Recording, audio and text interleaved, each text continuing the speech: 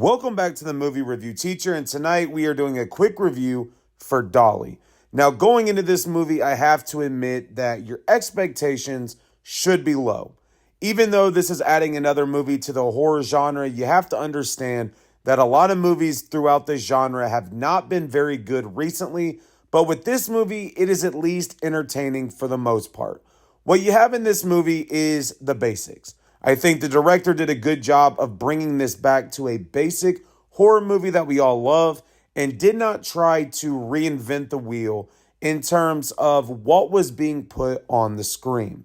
Now, as you watch this movie, you're going to have a couple that are going on a romantic journey in the woods. They run into some dolls, and ultimately that is where the story picks up.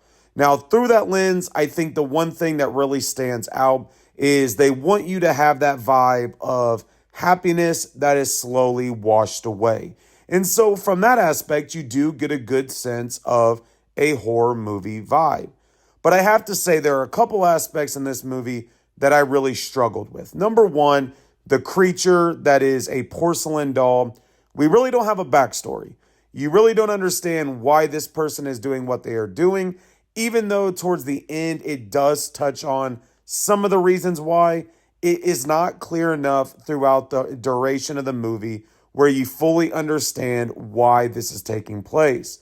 But I also think a second part in this movie that it really struggles, in my perspective, is telling it chapter by chapter. As you are trying to imagine what is going to happen next, you're kind of cut out because it is moving on to another chapter. So throughout the chapters, you're going to have a good 12 to 15 minute runtime, but I also think that does limit what the movie is going to provide.